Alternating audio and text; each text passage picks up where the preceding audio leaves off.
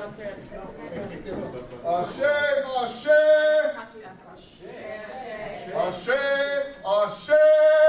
Ashe, ashe. Fango alafia. Ashe, ashe. Fango alafia. Ashe, ashe. Everybody. Fango alafia. Ashe, ashe. Fango alafia. Ashe,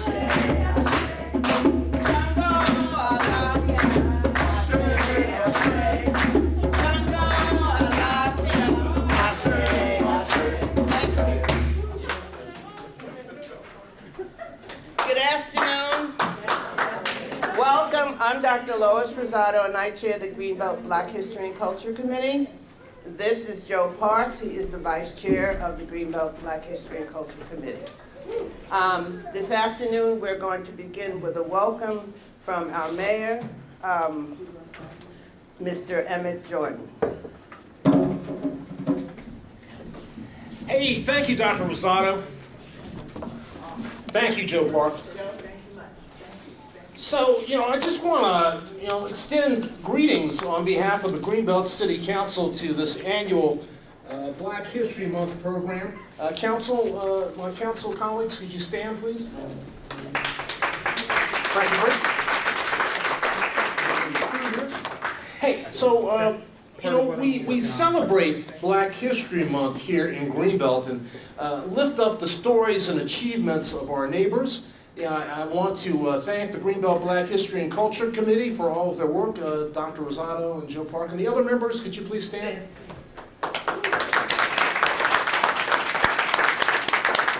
So I want to thank you for organizing today's program, but I also want to acknowledge the Greenbelt Recreation Department. For helping us set up. Could you stand, please? And the Greenbelt Rotary Club for sponsoring the Essay Awards. We work together like this. We create spaces that educate, empower, and uplift our community. Dr. Rosado, you had asked me to read the Black History Month proclamation, and I'll do that right now if you like. Please.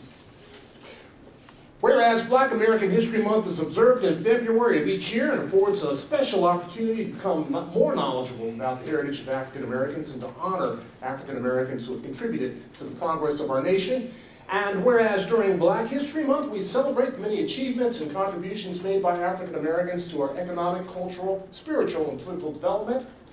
And whereas the Association for the Study of African American Life and History, founded by Carter G. Woodson in 1915, selects a theme each year for the observation of Black History Month. And whereas this year, the 2026 theme is a century of Black history commemorations, celebrating the 100-year anniversary formally recognizing Black history in the United States and exploring how these commemorations have shaped identity, fostered pride, and advanced equity.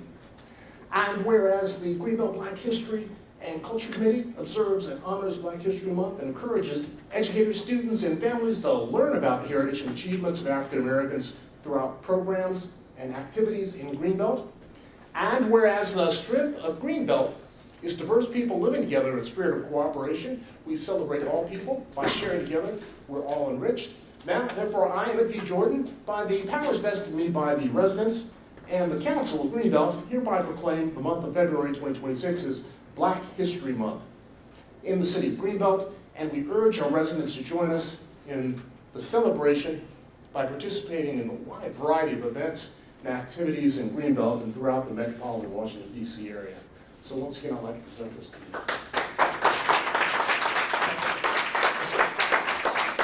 Thank you so much. Thank you. I can go on for another half an hour or so if you want. Yeah. Hey, we're joined today by, a bunch of special guests here, but there's one in particular that I want to acknowledge, our County Executive, Aisha Brayboy. Aisha Brayboy, welcome. I don't know if you want to say, would you like to say anything to kick things off? It's such a privilege. Really, you're in Greenbelt all the time. Well, I love Greenbelt. It's a great place to be, and I went to college not too far from here at University of Maryland, so I know Greenbelt extremely well, but it's an honor to be here today. I'm actually really interested in seeing the young people, so all I want to say is have a wonderful Black History Month. Thanks to the both of you for preserving history and culture here in Greenbelt. Thank you. Thank you so much. Thank you. Each year, when we do our program, our cultural program specifically, we have a libation ceremony to start. Why do we have a libation ceremony? The libation ceremony is to remember and to honor those who have gone before us, who have contributed to enhancing our life or have contributed to enhancing our community. And this week is especially difficult because we lost a number of people. Monday, we found out that Jesse Jackson died, who was an icon of not just civil rights, but also of economic development for African American people. But we also lost someone that you all may not know, you probably don't, and her name is Joanne Bland. By the time Joanne was 11 years old, she was arrested 13 times for fighting against segregation in Selma, Alabama. I had the honor of meeting her several years ago in a civil rights tour, and I was informed just 2 days ago that she had also passed. So I want to make sure that we honor her. And also today is the 61st anniversary of the assassination of El Hajj Malik el-Shabazz, better known as Malcolm X. So we are going to honor first Jesse Jackson, Ashe. When I pour the water, say Ashe. Ashe. Joanne Bland. Ashe. Malcolm X. Ashe. Gladys Mae West. Ashe. Langston Hughes. Ashe. Now you all have family members that you need to call their names. We'll do 3. Call out the names of your family members who you want to remember and keep their spirit alive.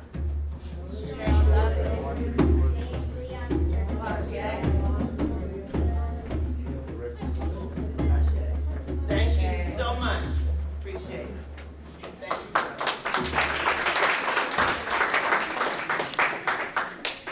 This year, the Greenbelt Black History and Culture Committee did something very different. And I want to thank Joe Parks for bringing the idea to the committee, and we took it on. And I especially want to thank Camille Butler, who is the assistant principal at the Greenbelt Middle School, for joining in and saying, absolutely. We held a student essay contest for Black History Month, and we gave the students a list of several inventors and literary personnel. They were to choose one, do the research, and then submit their essays. We had 15 essays. And out of that 15, we were able to, with the help of judges, are all the judges here, or some of the judges here? Can you please just wave your hands so the students can see you?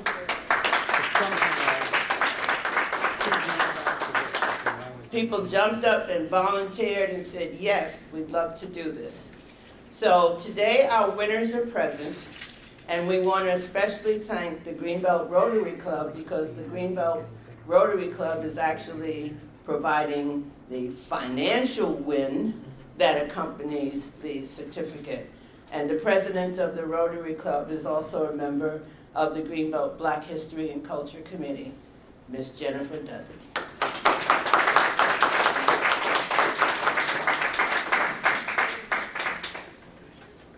We'll sing the first and third stanzas, and then we will hand out the awards.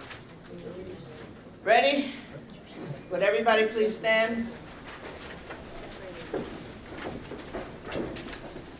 1, 2. Lift every voice and sing till earth and heaven ring with the harmony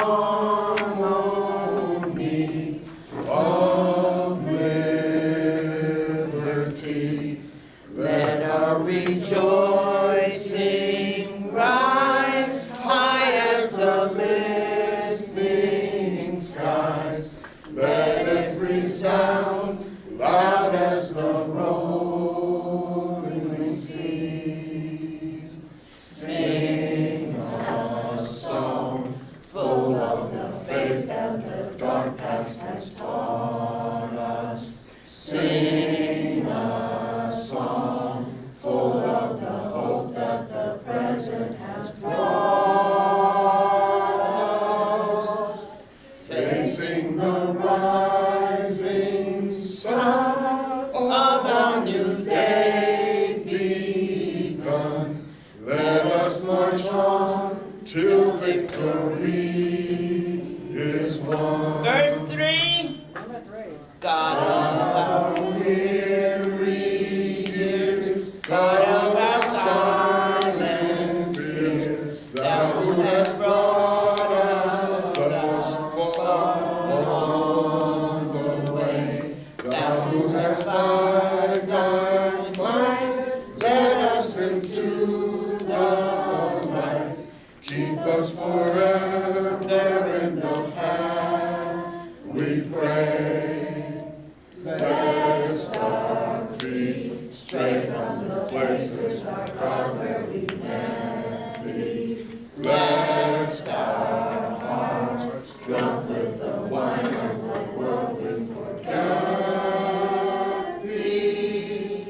Shadow beneath thy hand, may we forever stand, true to our God, true to our native land.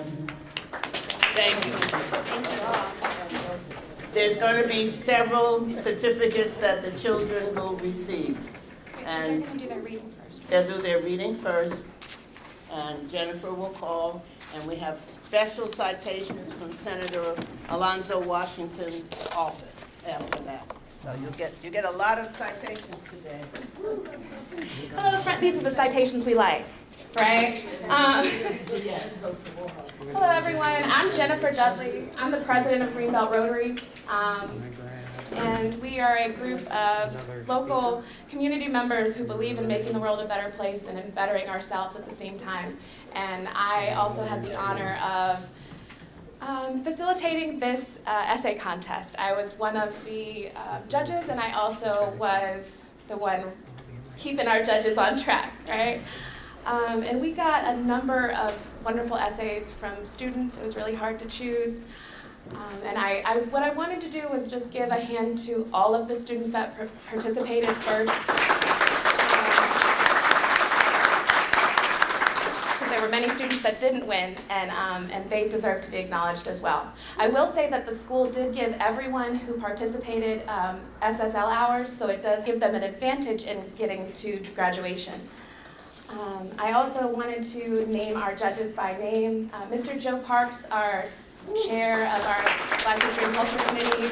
We have Dory Bates, who is a very dedicated volunteer in our educational system here in Greenbelt. We have Jane Chestnut, who I don't believe is here, but has been just a wonderful addition to our team, and then myself. And so what we're going to do is I'm going to call the students up, and they're going to read us what they wrote, and then I'm going to come up and introduce the next ones, and then they'll receive their citations from the people that are here. So our third place winner was Nathaniel. Nathaniel, can you come up and read your essay? This is from the Greenbelt Rotary Club, and I'll leave that here. Go right ahead. Thank you for coming, and I did my essay on Shirley Ann Jackson. Dr. Shirley Ann Jackson is a scientist and educator, as well as the first Black woman to obtain a doctorate from MIT. She was born on August 5, 1946 in Washington, D.C. She is best known for creating technology that facilitates communication. She was also an advocate for minority representation in STEM disciplines. Jackson attended MIT and studied physics, where she faced exclusion from her peers. After Martin Luther King Jr.'s assassination, she wanted to create a community for Black students. As a member of the Black Student Union, she made proposals to recruit more Black staff and students to MIT. She graduated with her bachelor's degree in physics in 1968. Jackson obtained a PhD in particle physics, becoming the first African American woman to receive a PhD from MIT.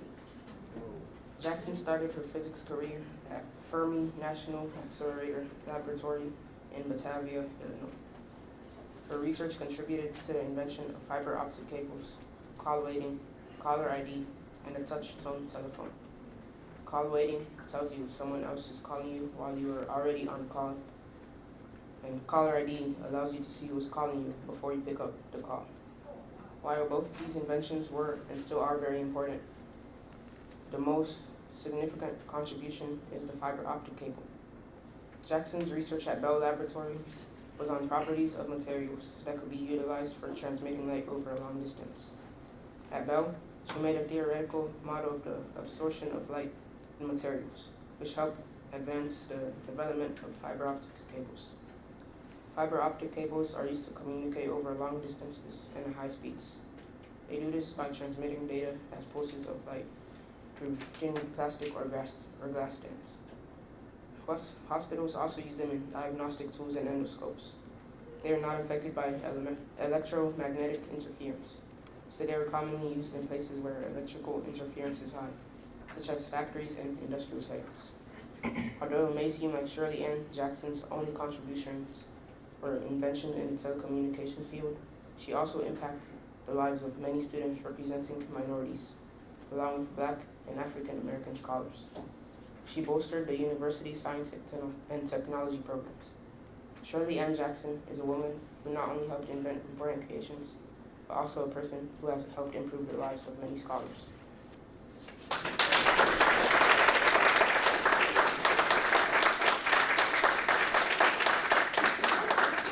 Wow, isn't it amazing how one person can affect the lives of so many others? That's what I'm gathering from what I just heard. Thank you. You did a really great job summarizing your contribution. So next, we have Gio Robles, and he is going to present on Mark Dean.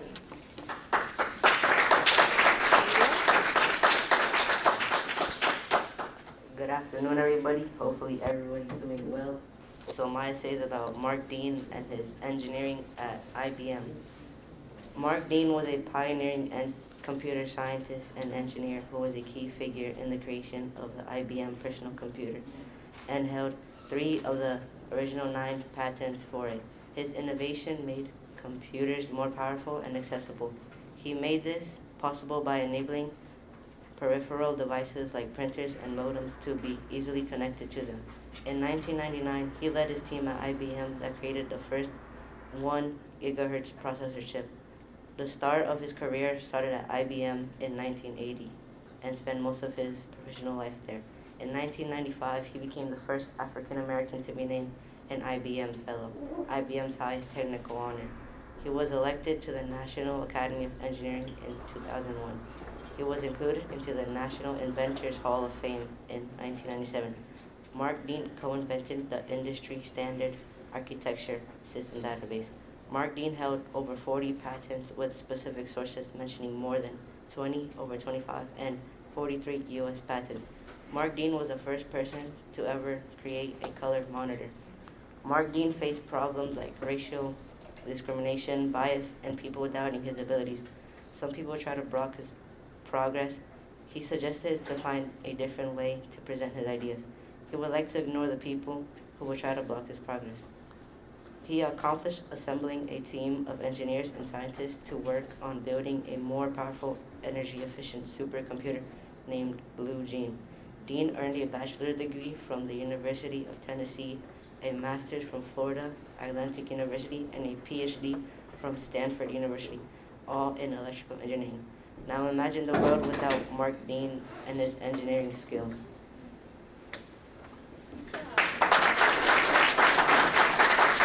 So much. This is for you. Right? Another amazing, impactful person.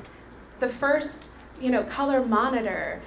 3 out of the first 9 patents for personal computers. Mark Dean was an amazing American. Thank you so much for doing him such a service in your explanation, Gio. Okay, so I know you all are wondering, all right, these kids were amazing. Who's next? How can it possibly get any better? Well, just hold on. We have somebody that did a phenomenal job. Just as good as them, but just enough to push her over the edge. So, Lise-Bell is gonna come up and she's gonna talk about Dr. Gladys West. And I'm so thankful that we chose Dr. West as one of our figures for this, because she passed earlier in this past year, and she was from our area, for those of you who don't know. And we will hear about how amazing this woman was from Lise-Bell. Come on up. First place! Congratulations. Okay, hello everyone, my name is Lise-Bell and I'm an 8th grader at Greenbelt Middle School. That's right. Yep. And I did my essay about Gladys West. Imagine a world where emergency services couldn't find you, planes couldn't fly safely, and your phone couldn't guide you home. This would be our reality without the remarkable work of Gladys West. We use GPS every day. It's applied upon every second across the globe, from transportation and emergency motor services to aviation and beyond. GPS shapes our daily lives. This incredible technology goes a great deal to the contributions of Gladys West. Gladys West was in her late 50s when she completed the mathematical models that became the foundation of today's GPS. The Global Positioning System project began in 1973, with the first experimental satellite launch in 1978. West's work focused on developing precise models for the Earth's surface, models that were essential for GPS to function accurately. Without her calculation, GPS satellites would not be able to determine positions correctly. Her research allowed GPS signals to account for the Earth's true, slightly uneven shape, enabling the system to guide us with precision whether they were driving, flying, or walking. In today's time, we use GPS every day. It's almost impossible to reimagine life without it. From helping us migrate negative weather patterns to becoming a major part of how we model operations today.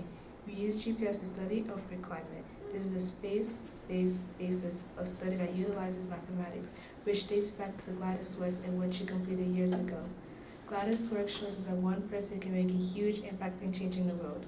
Even though Gladys West might not be one of the best inventors in the world, she has the invention that helps over 8 billion people in today's time. Her work guides phones, cars, and even rescue teams. Her gift was so important to the world and makes sure our life runs well and smoothly. And overall helps us so much more than we can ever know. It shows how much one good, strong idea can help billions. For its vast research, fundamental importance, and life-saving capabilities, Gladys West's contribution to GPS is one of the most significant technological achievements of the modern era.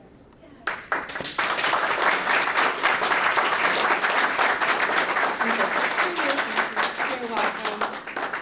Did y'all hear when she said that Gladys West didn't start doing her calculations till she was in her 50s? So young people, you got a lot of time to accomplish things, and to the rest of us, we can do whatever we want. So use your brain.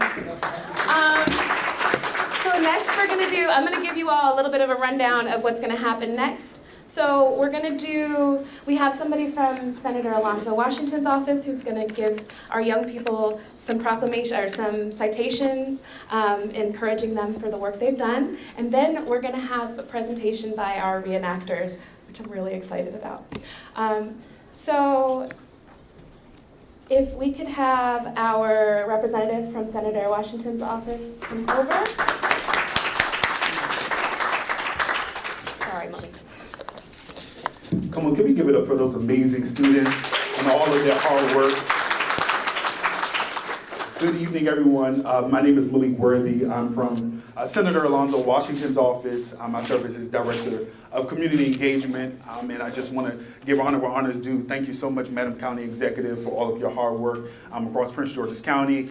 To the Mayor of Greenbelt and the Council, thank you so much for all that you do. I come bringing greetings and congratulations on behalf of Senator Washington, who wish he could have been here today, but he is excited for every student and just want to say thank you so much for your creativity, your hard work, and all that you have done as students representing Prince George's County. I believe that Prince George's County has some of the brightest young leaders, rising leaders as well in the county. So can we clap it up one more time for these amazing, amazing leaders?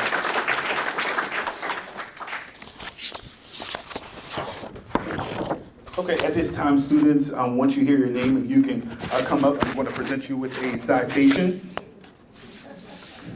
Be it hereby known to all that sincerest congratulations are offered to Lise-Bell in recognition of winning first place in the Black History Month essay contest. Your outstanding essay demonstrated knowledge, creativity, and deep understanding for Black history, presented on this 21st day of January 2026, signed by yours truly, Senator Alonzo Washington.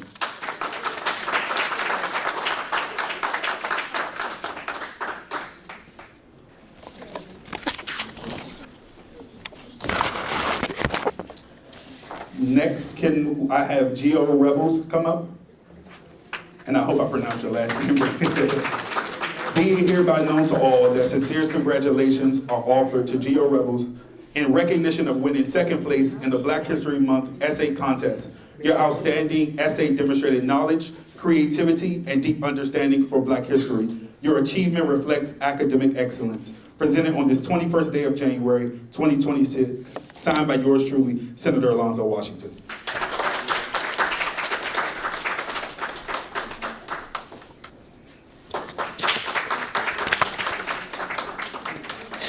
And last but certainly not least, can Nathanbryel come up, please? Come on, can we give it up for him? Be it hereby known to all that sincerest congratulations are offered to Nathanbryel in recognition of winning third place in the Black History Month essay contest. Your outstanding essay demonstrated knowledge, creativity, and deep understanding for Black history. Your achievement reflects academic excellence. Presented on this 21st day of February 2026, signed by yours truly, Senator Alonzo Washington.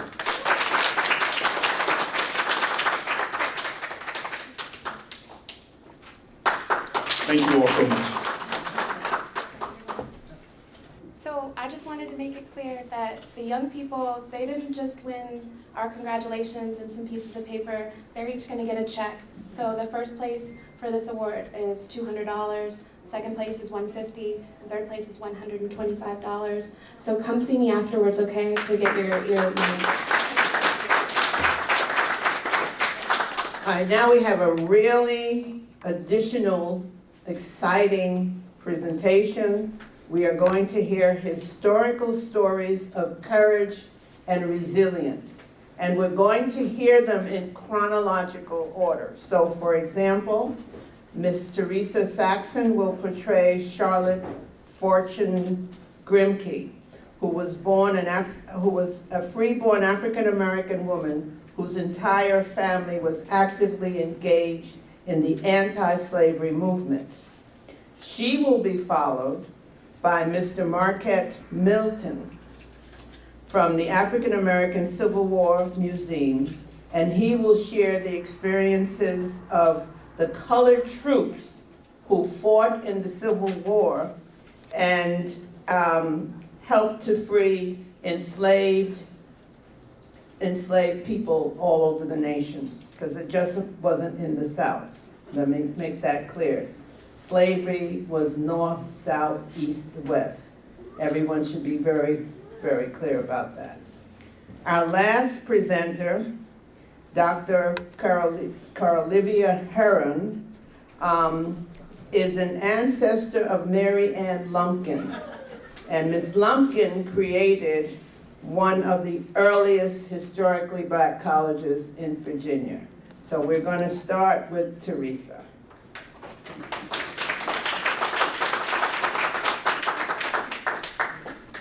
Well, good afternoon, everyone. I was invited to come here to impart knowledge of some sort, but I'm impressed. I'm learning a lot today about what's going on in the world. You see, I died 112 years ago, so if I were still around, I'd be 188. And things are quite different now from when I left here. But they sent somebody out to Harmony Cemetery to dig me up and bring me here. So I'm gonna try to share with you a little bit about what my life was like, but I'm just tremendously impressed with these young people because part of what I did was teaching. So I am so happy for you and I congratulate each of you. The person that came out to dig me up brought a picture of me. And I don't know how old I was when this picture was taken. I have no idea, but I certainly wasn't close to 189. My life was, I think, different in some ways than probably yours is today. But then from what I hear, not so much. Because my family was born, my family was a wealthy family, and I was born into wealth.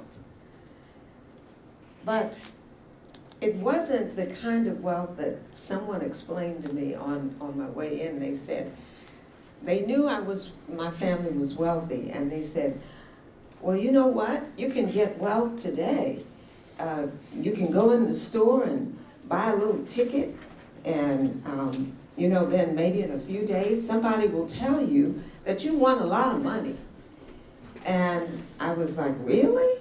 And they said, oh yes, a lot of people have gotten rich like that. I said, well, my grandfather worked. As a young boy, he was on a ship. He learned sailing, and his job was to help make sails for ships. So at some point in his development there, he created a device that made sailing much easier.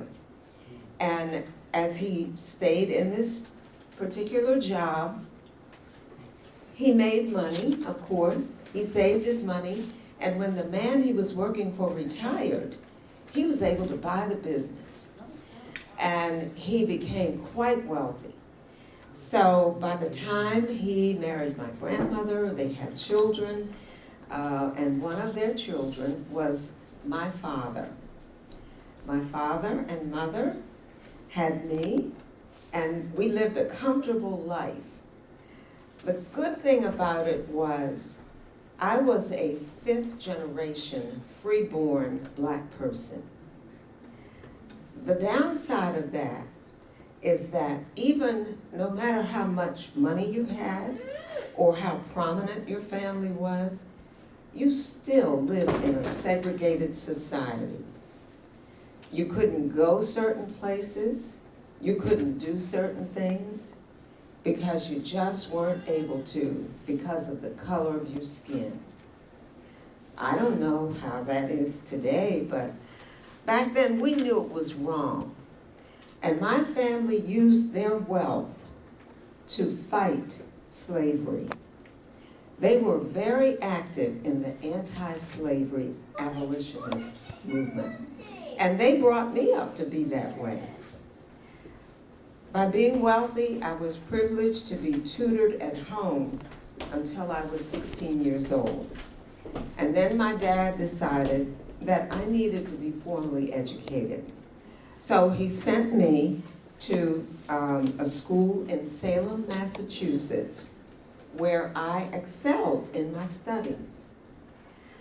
But at the age of 17, I decided that I needed to start making an account of my life. So I started journaling.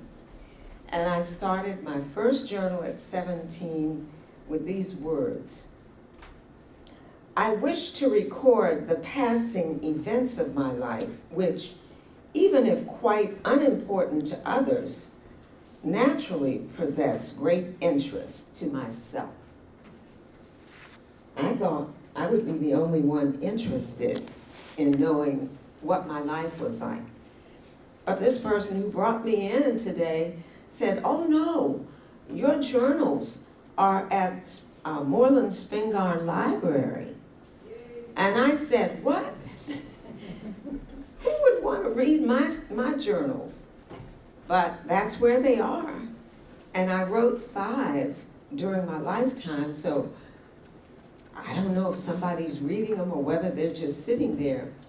But it makes me feel good to know that somebody thought my life was important enough that they wanted to retain what I wrote. So young people, I want to say to you, if you are in school, don't just think you're reading about history. Know that you are living history. Because in every generation, there's something happening and something going on that you need to be a part of. And as a teacher, I try to make sure that my students excelled, because my students had been deprived of a good education. They couldn't go to the schools like I went to.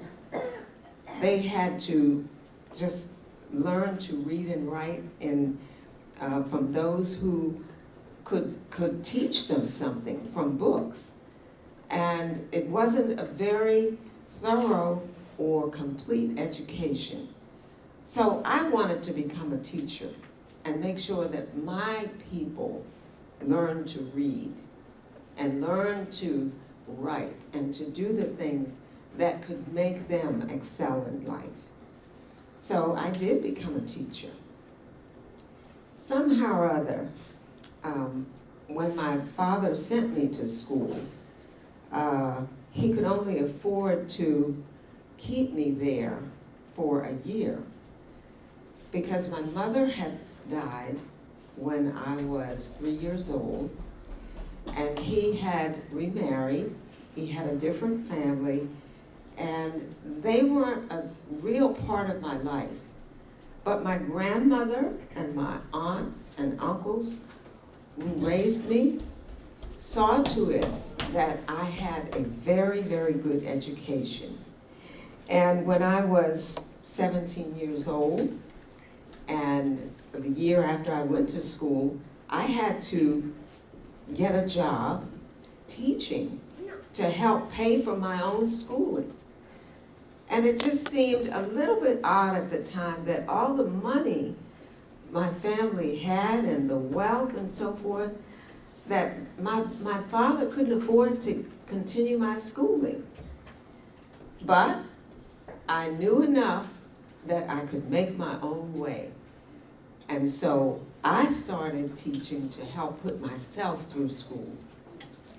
And I know that there's some resourceful young people out here because I listened to what you all had written about and the people you had looked up. So I know there's some resourceful young people out here, and I just want to encourage you to continue doing that. My life took many twists and turns, and I was a woman of, I guess, courage in some ways, but you have to step out in faith and exercise your right to an education. And I'm going to encourage you students to do that today. One of the things I did was to write poetry. And one of the poems that I wrote was, I'm going to just read it to you.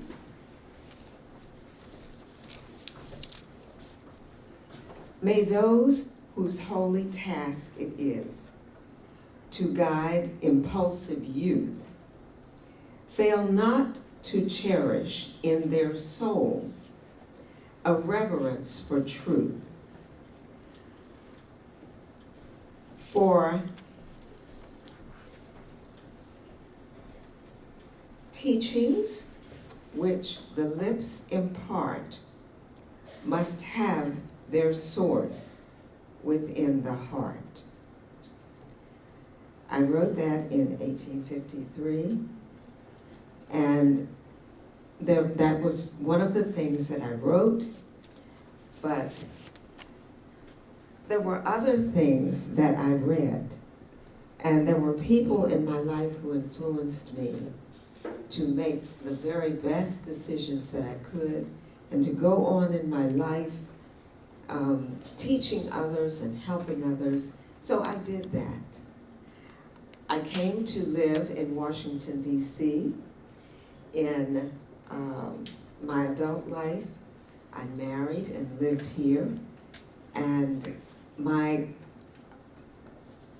occupation was a teacher, but I also was learning.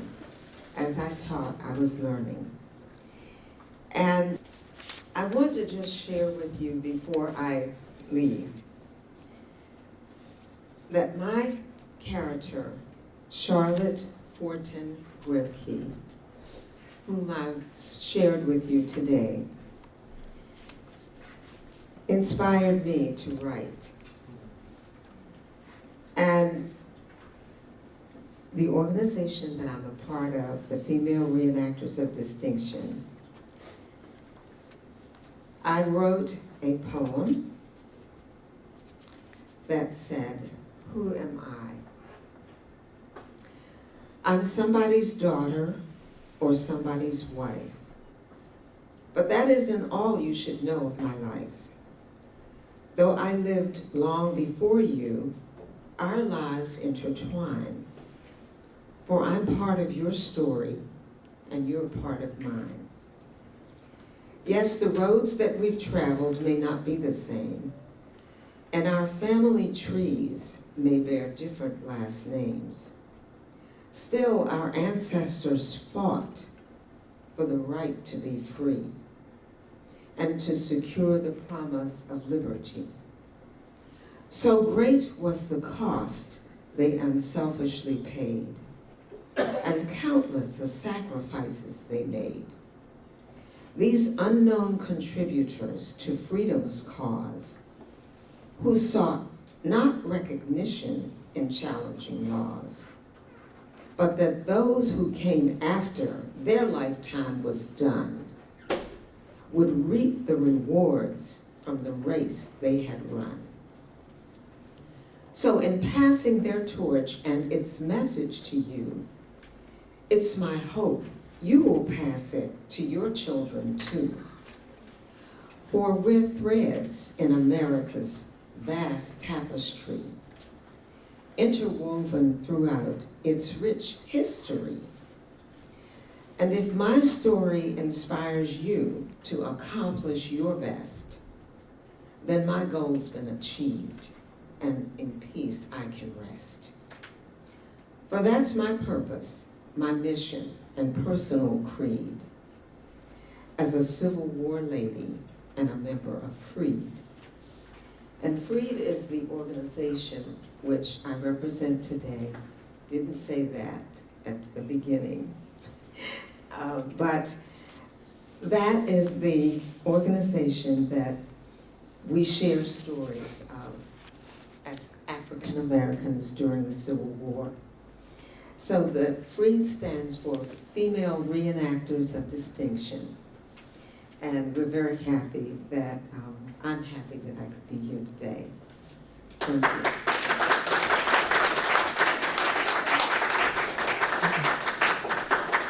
Fantastic. Thank you so much, Theresa. All right, so our next speaker, or our next reenactor, is somebody that I personally really wanted to bring into town. Marquett Milton works at the African American Civil War Museum, and he's going to share experiences of colored troops who fought in the Civil War and helped free enslaved people. He helped to free enslaved people. They helped to enslave people. By the way, if you have any questions that you want to ask any of the reenactors, we'll have time once they're all completed there. Yep, there'll be question and answers after Carolivia. So this is Marquett Milton. Come on. Hello, everyone. Hello. I have a question to ask every last one of you. How many of you heard of the United States Colored Troops? Okay, most. Okay, so most folks are not familiar with the United States Colored Troops, but most folks are familiar with Buffalo Soldiers. Yeah. Now, had the U.S. colored troops. Now, before African Americans joined the Union Army, this lets you know when the war begun in 1861, no person of African descent could not enlist. It was against the law. However, there were 5 regiments that were raised in 1862. Once they passed the Military Act of 1862, there was the 1st and 2nd Louisiana Native Guard. They were actually serving on the Confederacy as a defense of New Orleans, but New Orleans was taken early in the war by Admiral Farragut, and a general named Benjamin F. Butler, who you may be familiar with him when he came to turn contraband of war. He goes down to New Orleans and mustered them to United States service. He did not want African Americans to be used against the United States. And also, I'll tell you what he did. He commissioned 75 African American officers, captains and lieutenants, line officers. So that's Louisiana. You also have the 1st South Carolina. 1st South Carolina were a group of teenagers in the swamplands, what we call guerrilla freedom fighters. They helped the Union occupy Hilton Head in Beaufort, South Carolina. So even though it was against the law for Africans to join the Army, there were some generals, the hell with the law. I'm raising you as a regiment. And their leader was a man named Sergeant Prince Rivers. Now, that's South Carolina, it's 1862. Same year, in Kansas, there's the 1st Colored Kansas, organized by Senator James and a free African American go by the name William Matthews, who also became an officer. But they had 500 men. They camped in a place called Fort Africa, and they fought in the Battle of August 1862. A group of rebels, the U.S. colored troops won the battle. It's called the Battle of Skirmish Island Mound. At the end of the battle, one Confederate rebel said, "Them damn ends fought like tigers." Now, this was a sign. Lincoln, before he signed the Emancipation Proclamation, he had the first freed African Americans in Washington, D.C. April 16, 1862, known as the D.C. Emancipation. And many of those folks that were freed, 3,000, they stayed at a place called Camp Barker, which is in the U Street community. Now, if I would have took you back in time in that area, that's the country of Washington. It was mostly farmland. But 3,000 folks stayed at that camp. Now, when he finally signed the Emancipation Proclamation, because it was Frederick Douglass that told him, only way you're going to win this war is by arming men of African descent. Give them a chance to fight for their freedom. So, May of 1863, they established the Bureau of United States Colored Troops in Washington, D.C. Now, I go by the name Andrew Green, and I was one of the 3,000 that were free in the D.C. Emancipation. Right when they said they're raising a regiment, I volunteered. The regiment was raised on Capitol Hill. There was a man named Henry McNeil Turner, who was our first African-American chaplain in the United States Army. He was also a Mason, Prince Hall Mason. So about 500 we started. Then 2 more weeks, we raised 2 more companies, so there's 700. Now, there were fights along the district, downtown. Chinatown was actually further into near the National Mall. Later it was pushed north, what we know as today's Gallery Place. But there were constantly fights. There were folks that not want African Americans in the Union Army. So they moved us to Mason's Island, which is known as Theodore Roosevelt Island today. And so we camped there for 2 months. We was well trained. They shipped us off to Norfolk and Elizabeth City. We were assigned under General Wild. General Wild commanded 3 more African American regiments, and he also commanded the 3rd Light Artillery, New York, which mostly soldiers of European descent. So in many cases, there's going to be white units attached with color units attached with white units. We were on an expedition. We were known as the African Brigade, also known as the African Legion. They were liberating folks off the plantation and also recruiting. Whatever the Union Army went, they're going to recruit. And also they needed laborers, cooks, teamsters, wagon drivers, and they also hired blacksmiths and black cowboys, also in the Union Army. Now, my regiment, we were policing Norfolk and Elizabeth City. They did something called provost marshal, which means they're authorized to arrest anybody committing crime. And a lot of folks in the South did not like getting arrested by colored soldiers. Now, we saw one of our first engagements of May of 1864, a place called Fort Pocahontas. We landed on the James River. The U.S. colored troops, including myself, were liberating folks off the plantations. Confederates are not happy. We're capturing a lot of Confederate outposts. So we heard a rumor that Lee, now how many of you heard of Robbie Lee? Robbie E. Lee, the Confederate general. Now he had a nephew named Lee. Lee would round up 3,000 Confederate cavalry and also 500 wagons for the Shackers. The plan was to capture the U.S. colored troops and then march them in front of Jefferson Davis and show an example of them. So when they fought in this battle, you had the 1st Colored Infantry, 10th Colored Infantry, and the 3rd Light Artillery. They fired shots into the Confederacy. Next thing you know, we have a gunboat on the river throwing shell and decimating their lines. So we ended up winning the battle. And mind you, we were issued an 1842 smoothbore musket. It was not rifled. The effective range of a smoothbore musket is 50 to 75 yards, maximum 100 yards. So it can get the job done, but it's not accurate as a rifle musket. However, after the battle, we were eventually given a rifle musket, which was the 1861 Springfield. Effective range is 200 to 300 yards, and that round can travel a mile. We fought in the first day of battle of Petersburg, called Baylor's Farm. We were in a trench warfare for 9 months. We were sharpshooters. We never lost a battle. In September the 29th, 1864, we were in the Battle of New Market Heights outside Richmond. 26,600 U.S. colored troops, including my regiment, was ordered to fix bayonet. We fixed this in the end of the musket. Now, unfortunately, I had to leave my musket behind. I couldn't take the bullet on my trunk. But you get the idea, this is like a spear for close quarter combat. We charged in full speed. Now, before we charged, we yelled, "Remember Fort Pillow." There was a massacre that took place in April of 1864. Confederate General Nathanbryel had a brigade of Confederacy, and they slaughtered these African-American troops in this fort in Tennessee. And so that becomes a battle cry. So before the U.S. colored troops went in the battle, they would yell, "Remember Fort Pillow," revenging their fallen brothers that was felled at the massacre. But the U.S. colored troops were losing their officers on the Battle of New Market Heights. The corporals and sergeants and few privates would take charge of the regiment. The reason why the officers respect their men, because they knew if something happened to them, they continue on mission, and that's what they did. They saved the colors and captured those Confederate defenses. 14 African Americans were awarded the Congressional Medal of Honor.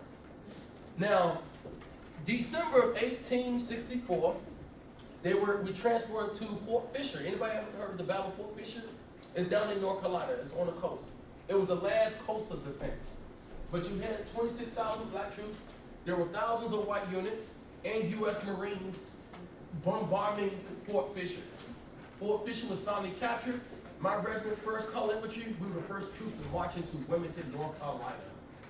Now, we occupied North Carolina on Provost Marshal.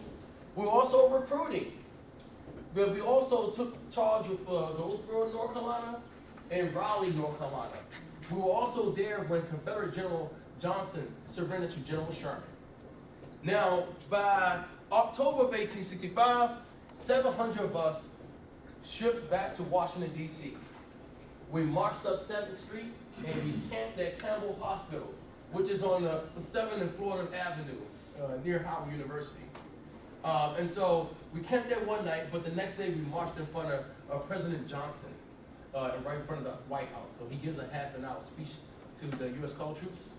And by September, we all mustered out. And we would be a member of the Grand Army of the Republic. The veterans would help build U Street community, which later in 1930 was considered the first Broadway, the first Renaissance before New York.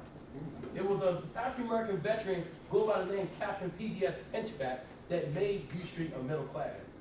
Also another fun fact, because of the U.S. colored troops won the Civil War, and I'll tell you how the war was won. But General Howard built Howard University because of the important role of the United States colored troops. So was General Armstrong, who founded Hampton University. Now, I know y'all hear the story of the Civil War, North versus South, and then Robbie Lee surrendered, that's it. Well, they left a big chunk of the story because a lot of Confederate major cities were captured by the U.S. colored troops. There were 156 African-American regiments. That's 209,145. 10% in the Northern Army, served in every campaign fought in more than 400 battles. Now, the first city was brought back into the Union after the Proclamation was signed, was Little Rock, Arkansas, captured by 10,000 U.S. colored troops. And that was in 1864, April. So those colored troops remained there until the war was over. But they still gonna be harassed by Confederate rebels. Another major city, Charleston. Charleston, South Carolina was captured on February 18, 1865. It's called the Cradle of Secession. It was the 21st Colored Infantry Regiment that captured the city of Charleston.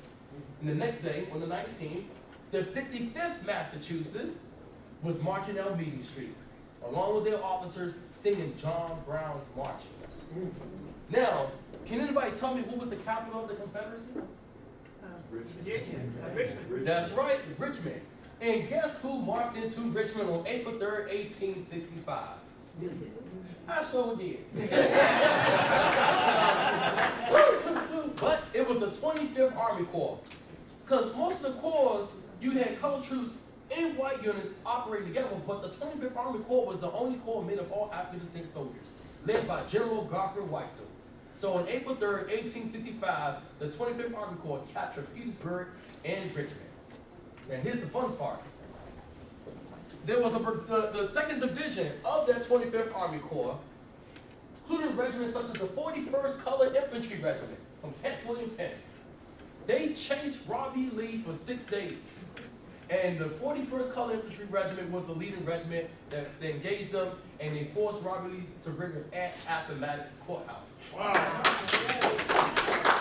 So for many years, they wouldn't talk about this. They were hiding.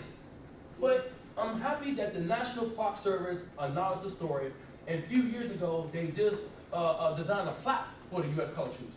So every year at the museum, we drive to Appomattox and we lay a wreath right there on the plaque. Now here's another fun fact. Now, how many of you heard of Juneteenth? All right.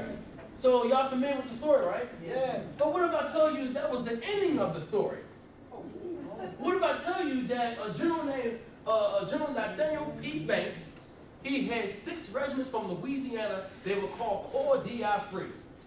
Brownsville, Texas was captured on October of 1863. And General Nathaniel P. Banks needed more forces. The government didn't have much satisfactory of Texas. They focused on other theaters of the war. However, the 62nd Colored Infantry Regiment been there since '63. Now, war's over of April 1865, but May was the last final battle in Texas, a place called Palomito Ranch. The 62nd Colored Infantry was the last regiment that engaged Confederates on the border of Mexico. Now, the U.S. Colored Troops, 62nd, they were outflanked. So they ended up going to Rio Grande. But they sent the message saying Texas needed to be brought back in. So General Grant ordered General Godfrey Weitzel is to transport the U.S. Colored Troops, the 25th Army Corps, from City Point, Virginia, into Texas. Thousands of colored soldiers, 38 USCT regiments, by the way. They landed in Corpus Christi, Indianapolis, and Brownsville. They policed southeast Texas, but also the border. It was called the Texas Campaign. They were there on border patrol.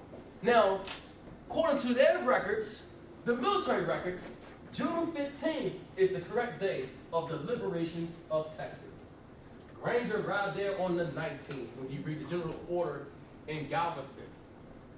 So most time when people hear the story of Juneteenth, they're telling the ending of the story. They're telling the full story. But Texas is not the last state to abolish slavery. It was the last state brought back to the Union. Between 1863 and 1865, 47 men from the state volunteered in U.S. Colored Troops. It has nothing to do with the word. It had to do with enforcing the law. Because the U.S. Colored Troops was successful in bringing all 10 states back into the Union, the 13th Amendment was passed. Slavery is now abolished in the United States.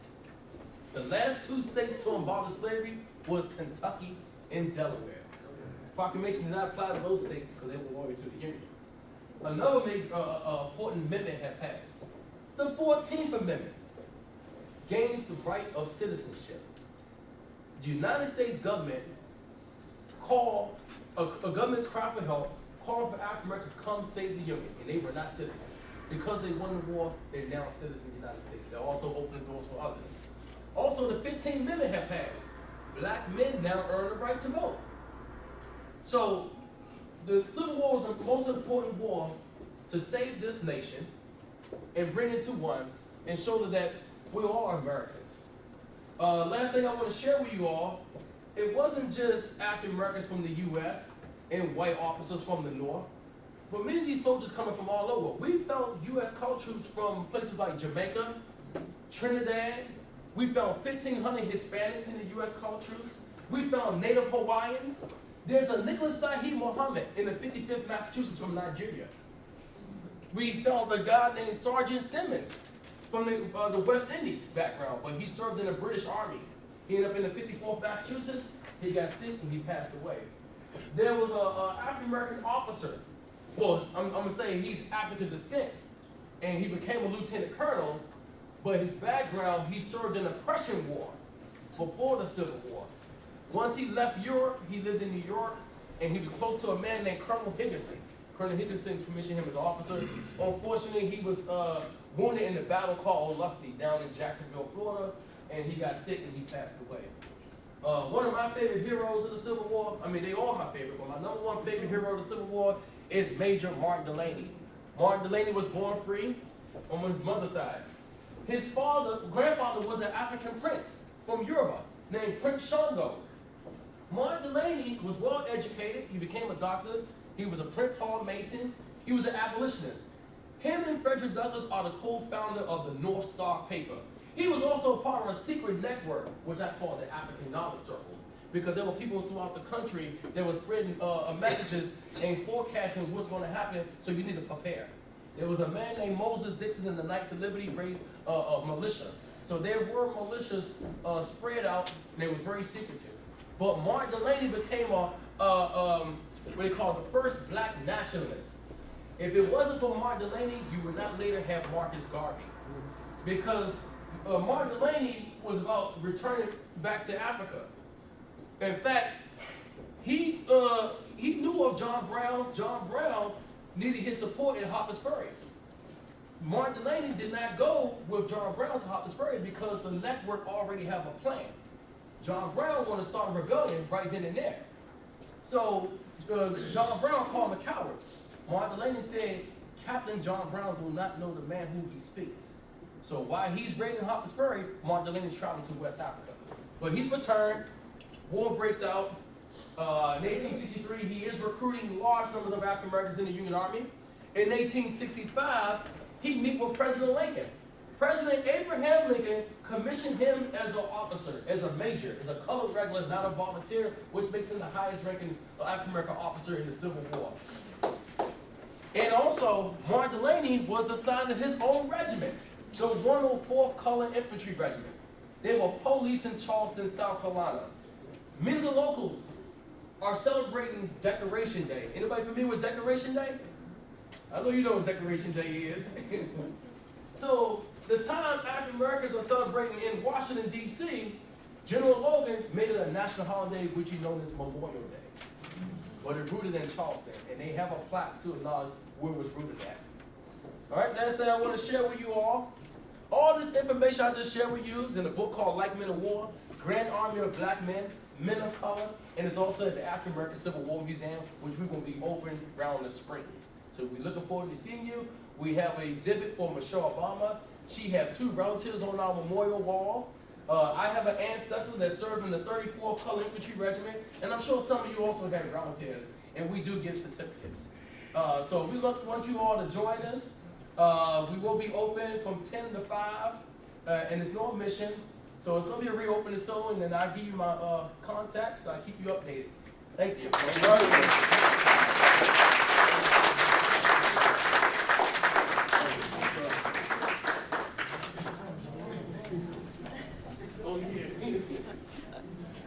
Okay, now we're going to ask Dr. Herron to come to share with you the story of Miss Lumpkin.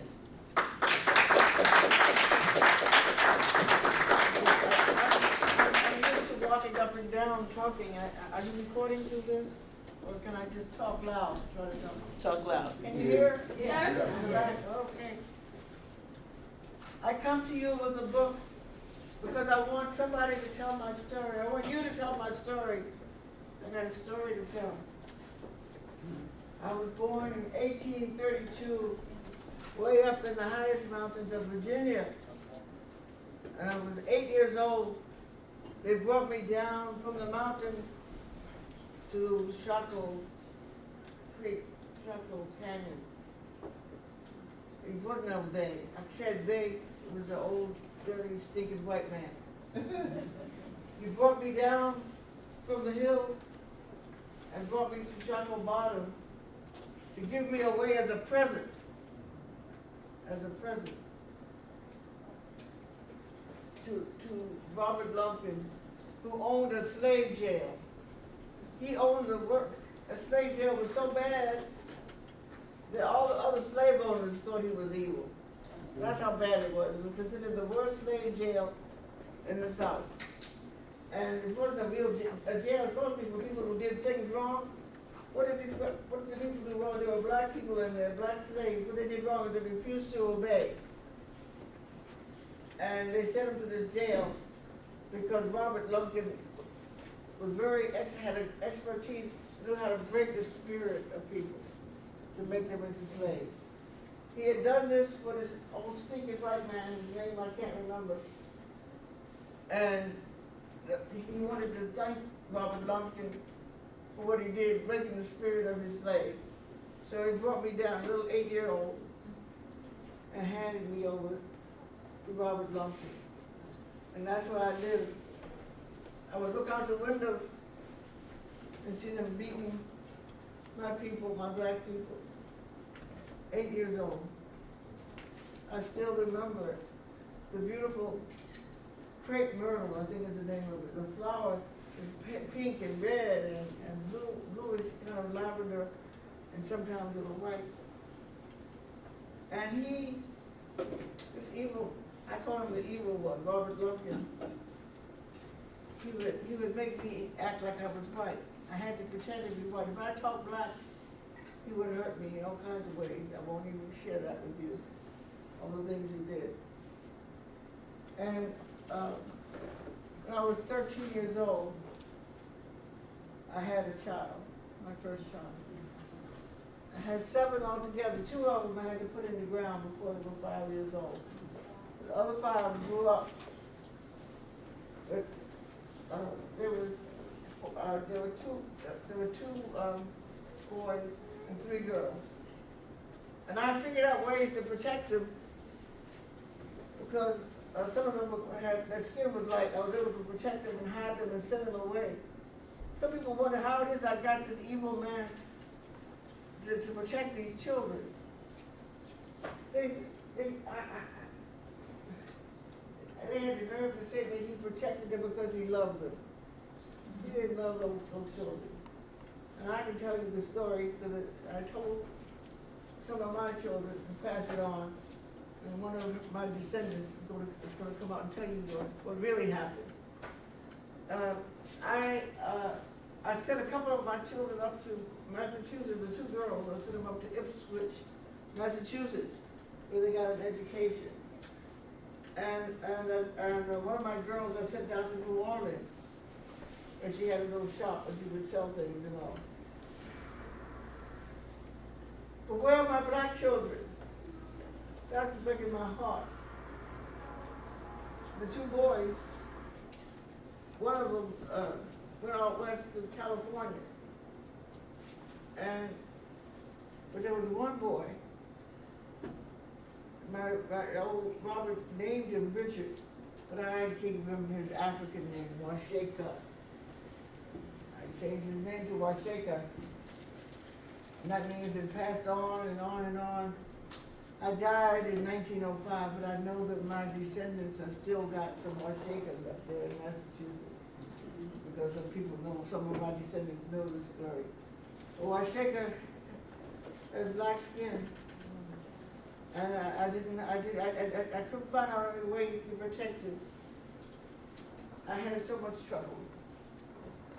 7 babies, 2 in the ground. And one, before the war came, by the way, you know about the war, there was a war that came. And when I say I came from the highest parts of Virginia, But I read to say that's a part of Virginia. After the war, they changed its name to West Virginia. Because there wasn't any West Virginia before the war. And West Virginia was a part of Virginia that stayed with the North the whole time. I'm sorry, trying to pull all these things together. So while I was still I was living in the slave jail, I would sneak down. But there were tapping black people, my brothers and sisters, that time down to the ground. And there was stink and smell everywhere, you know. But a couple of them could read, and one of them got away later on. I snuck him a Bible so he could read. But he had to read secretly because you weren't allowed to learn to read if you were known as a black person and a slave. And there was a little boy. I still remember. Later on, after the war, he ended up in Louisiana. He became a preacher boy, a preacher man. I'm sorry, I say preacher boy because I remember he wrote about me later on in his life. How somehow he got sent to the jail. I don't know how it happened. I don't know all the details, but somehow he got free. And as he was leaving, I saw him from the window, and I went out to say goodbye to him. I was so glad he got out before they broke his spirit. And I said, preacher boy, little preacher boy, you keep on learning, you keep on preaching, and you get free down there, wherever he takes you.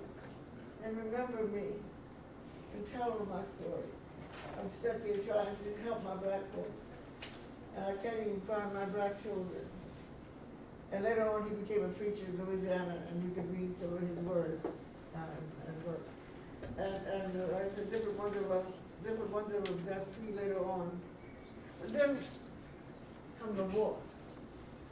And you just heard about how the colored troops marching to this. Well, the people hated Robert, the white people, I'm not even talking the black people, the white people hated Robert Lumpkin so much. They made up a story. I found out it wasn't true, but I like it anyways. I'm going to tell you the story they made up, even though it's not true. This is how much they hated. They said that everybody was jumping on the train trying to get out of Richmond before the colored troops got in there and ran those Confederates out. And they said the white folks, the former slave owners, were jumping on the train getting out of town. They hated Robert Lumpkin so much they wouldn't even let him get on the train. You stay right here. Well, it turns out that wasn't true. But that's just, I'm just telling you that to say how much they hated his guts. That he's such an evil slave owner that he made a slave owner look bad. Look good, I'm sorry. And that's how bad he was. And right after that, he died a few months after the troops came into Richmond. And his money was there, you know, around the jail. I got hold of his money. I got hold of all of the money. And there was these folks from up north come trying to start a school for free slaves, you know, for black folks. And they couldn't, and nobody would rent them a land, nobody would give them any place to go, nobody would do anything to help them out. Well, somebody told them that, well, there's this yellow slave, former slave down the road here. I think she actually is on the side of the black folks, really. Go give her, go ask her. They did. That was me. I hate yellow. I hate that. I'm sorry. I hate being called yellow. I can say that all the way, and my descendants hate it too. I can say that. But that's what they called me, the yellow white. And it is actually a novel written about me called The Yellow White, if you want to look at that. Anyway, these northerners came to me and said, we can't find, we don't have any land, we don't have any buildings, we have nothing, we want to make a school for black folks. I said, take this here devil's acre. That's what they called it, the devil's half acre. That's how bad that slave deal was. I said, and take all this man's money, the slave owner, who hurt me so bad, and build yourself a school right here. And that's what they did. And that's Virginia Union University today. I have to say, I'm proud of myself because You're born a slave, you're given away at 8 years old, you had 7 babies. And you think, who's right, who's wrong, what's going on? But I said, I want to help my black folks to read and write, and where my black children. And I got out of Richmond, Virginia.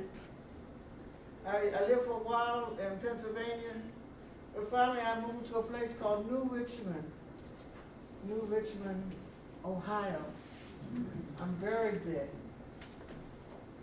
And I've come up out of my grave to talk to y'all today because I've been sorry and sad because of the 5 children who survived childhood, 4 of them and their descendants run around acting white and say that they're white. And I didn't know, my heart was aching. My heart was aching until I felt like I was wandering the earth trying to find my black children. They couldn't get them together. Turns out there's a restaurant in Washington, D.C. There was and I can't see really clear in the future, but from what I could tell, there was some big disease going on. People had masks on, and they called it COVID. That's the name they gave it. And that's what I could see. And one of my descendants was sitting there trying to eat a bowl of soup with a mask. And at the next table was a bunch of people from Richmond, Virginia, who were doing a documentary about my life. And they were all upset because everybody they could find that my descendants said they were white. I said, what are we going to do? And then they said the word Mary Ann Lumpkin. And so my other descendants were sitting at another table. They stopped, snatched off her mask and everything. What you doing talking about my great-grandmother? And he said, what do you mean? I said, that's my great-grandmother, Mary Ann Lumpkin. We came from Massachusetts. We descended from Mary Ann Lumpkin and her son, Marquett. They said, we've been looking for you for the last 20, 30 years. Where have you been? And we got together right in the middle of COVID. The two came together. And they brought my descendants, my descendant was Carolivia Herron.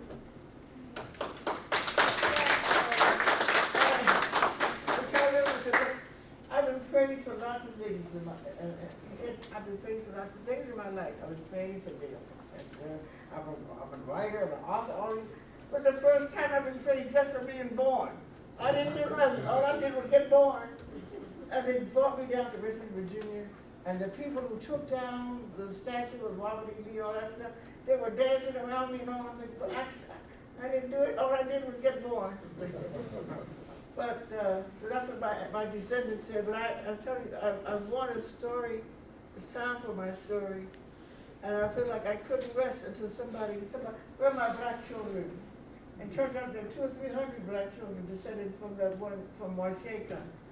And if you go to Massachusetts, among the Wampanoag people today, there are a bunch of Washakas. They're all my kinfolk. There are 300 of us all together.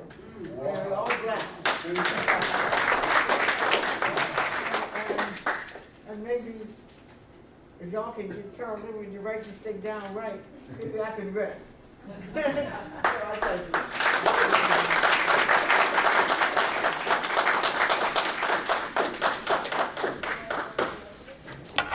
Are there any questions for any of the reenactors? Yes? Carlos? Carlos is from Greenbelt Middle School, by the way.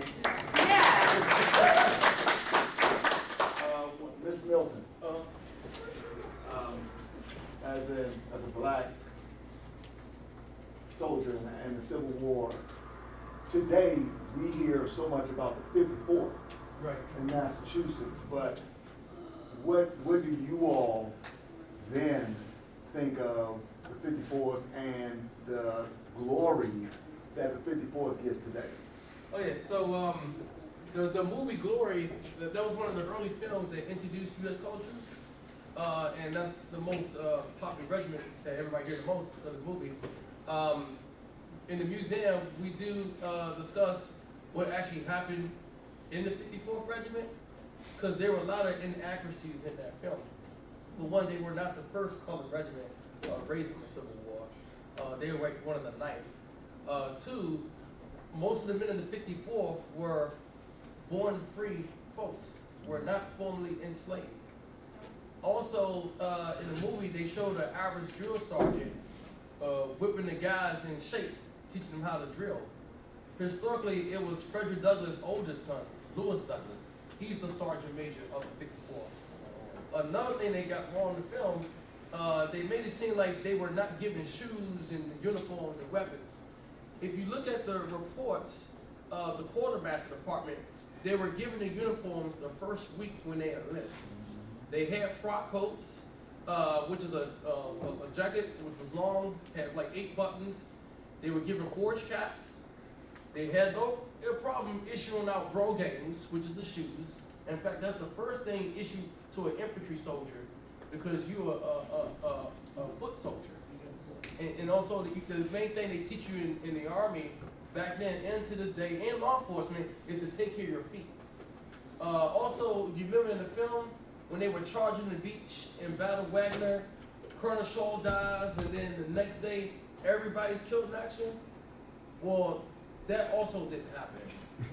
When Robert Shaw in the 54th Massachusetts was storming Battle Wagner, there were 2 white regiments on the right of them, the 48th New York and the 6th Connecticut. Robert Shaw, yes, were killed in action that day, but it becomes a siege warfare. You had the ironclad ships, the Union Navy were bombardment, Battle Wagner, and also the other defense of Charleston. There were white units, color units, trench warfare. They were digging trenches to get closer to Fort Wagner. And Fort Wagner was captured on September the 7th, 1863 by the 3rd United States Colored Infantry, the 2nd South Carolina, the same regiment that Harry Tubman led down the Combahee River raid, and also the 54th Massachusetts. And the 54th been in many other battles right after Fort Wagner. And many men made it back. There's a guy named Sergeant William Carney was awarded a Congressional Medal of Honor. Unfortunately, he don't receive his medal until years later when he's in his 70s. And their school's named after William Carney. Thank you. Where was the African American Civil War Museum located? Oh, The African American Civil War Museum is located on 1925 Vermont Avenue in the U Street corridor. We have our own Metro stop right on the Green Line, our own title, U Street Cardoza African American Civil War Museum. We're right around the corner from Howard University, and we're in the same neighborhood as Ben's Chili Bowl, because that's where you want to eat after you visit the museum. before we close, I want to ask the families of Gio, Nathaniel, and Lise-Bell to please stand so we can congratulate you. Because we know that you are behind these children. Thank you so much. Thank you. And the parents should see. Yeah, come see me after. If I can get you 3, actually, you can come see me. Come on Monday. Oh, Monday. If it's not snowing, it won't snow. I believe the mayor would like the students to attend the city council meeting so they can be formally acknowledged by the city of Greenbelt. Thank you, parents. So the Black History and Culture Committee would like to formally thank Dr. Rosado for your leadership and for all that she does in our community. And these are for you.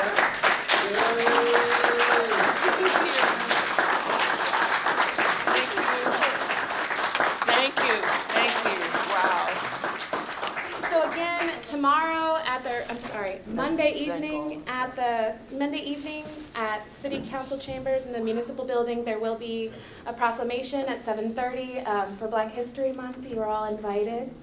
We want to thank the young people for participating, Lise-Bell, Gio, and Nathaniel. We absolutely want to thank our reenactors, Theresa, Marquett, and Carolivia. You all were amazing. And thank you to all of you for being here. This was a really great program. If you have any ideas of things that we should do in the future, let us know.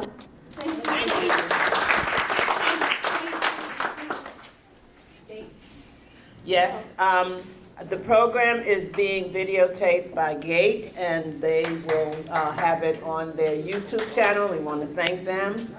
And we also want to thank the rec department for the sound. And I want to thank the Rotary Club again and the recreation department. Thank you all, and the members of the committee. Thank you.